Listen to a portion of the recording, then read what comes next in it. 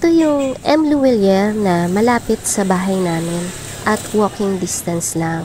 So, susubukan kong mag over-the-counter payment dito para sa aking Atomic card.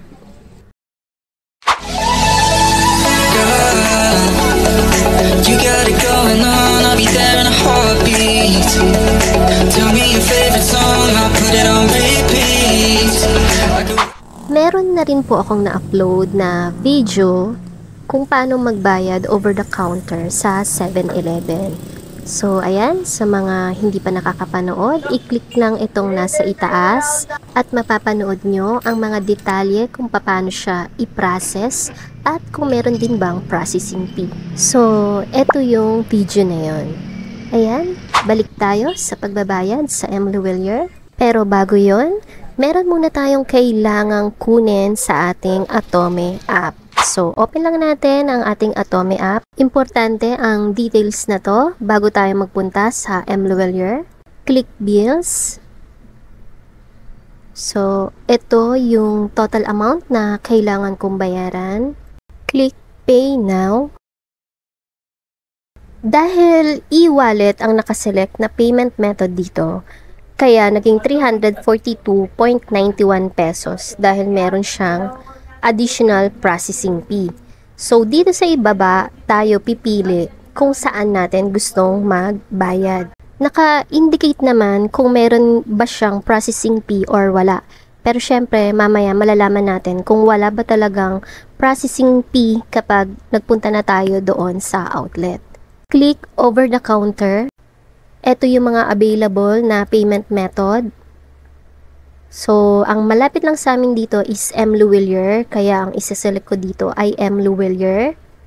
Click lang natin to. Ayan, makikita natin na M. Luwelier na yung nakaselect dito at no fee. Click na natin yung confirm payment. Ito yung importanteng details na kailangan nating kunin sa ating app. Yung payment code. Siyempre, nakadetalye na rin dito yung amount to pay natin, yung total amount. Meron tong validity. Ayan, makikita nyo sa ibaba. Valid until May 2. Meron siyang oras. Makikita nyo dito sa itaas na nagraran na yung oras, mga 6 hours.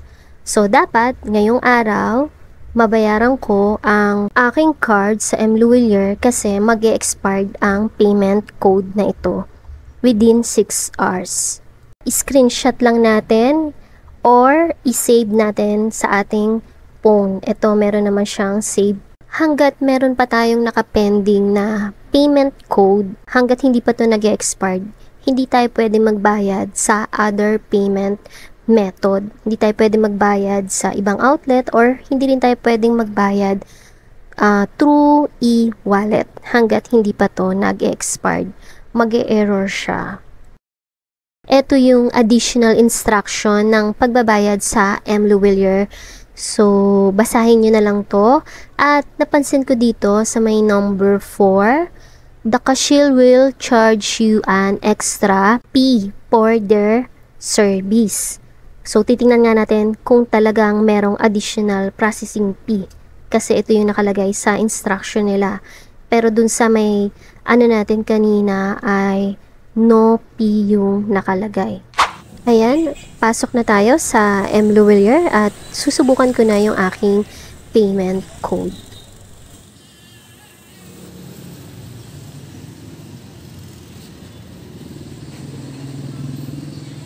Pagpasok ko, sinabi ko na magbabayad ako ng bills at binigyan nila ako ng form. Ito yung front ng form at ito naman yung back. So, dito tayo magpi-fill up kasi bills payment ang gagawin natin.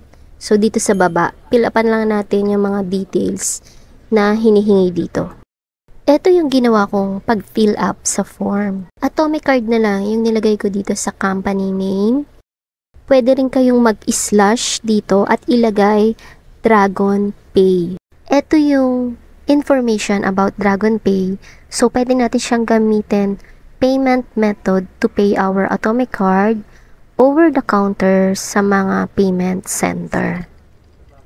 Tapos, itong account name, yung account number, hindi ko na siya pinilapan kasi hindi ko naman nakuha yung account number ko doon sa aking card or doon sa app. Tapos, syempre, contact number natin at yung payment code, dito ko na lang siya nilagay sa other details. Tapos, syempre, yung amount, total amount ng babayaran natin. Waiting na lang ako dito sa pila. Sa Atomic card, tumatanggap ba kayo ng bayad dito? Wala po kami ng Atomic card. Meron akong parang payment code. Hindi kayo Hindi. Meron ka kapag payment na kayo dito, ma'am? Hindi po, first time lang din. Ganito po. Pero sa M. Luwelier yung sinelect ko. Magta-try lang sana ako, baka kasi walang processing fee. Ay, ano ba yan? Di kaya to Dragon Pay, ma'am? Dragon Pay. Dragon Pay ka, ma'am? Apo.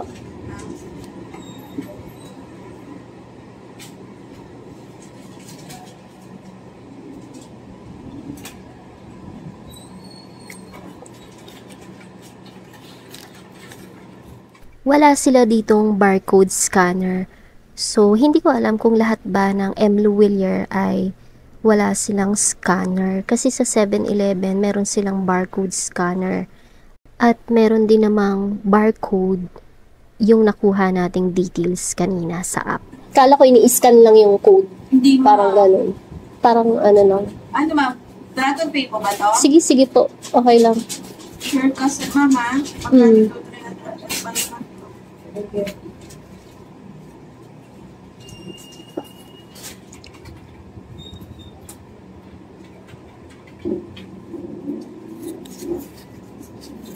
Yung account number niya ito. Nagtanong din sila sa akin ng aking account number. Kaya mas maganda kung alam natin yung ating account number para sa additional details. Naputol na yung aking video dito. So, nagtanong naman ako kung may additional processing fee. Ang sabi, wala naman. Pero dito sa resibo, meron siyang charge na 0.01. Napansin ko lang siya pag uwi ng bahay.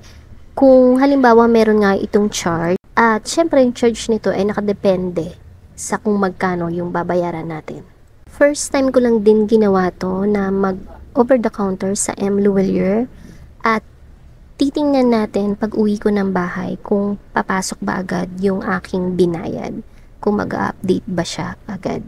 2:59 PM ako nagbayad at pag uwi ko ay 3:17 PM na. I-check ko yung aking app. Bills tayo. Ayan, your March bill is paid. So, tingnan natin yung mga detalye dito sa ibaba. Click natin to. Ito yung bill payment ko, May 2. Ito yung transaction details sa ibaba. Payment type, payment code, at yung payment source ay M. Luwelier. So, pumasok naman agad yung ibinayad ko kanina lang sa M. Luwelier. Nag-update siya agad sa aking account. Base lang to sa aking experience. Ayan, shinare ko lang para kahit papano meron din kayong idea kung paano ba magbayad over the counter sa M. Luwelier. Yun lang.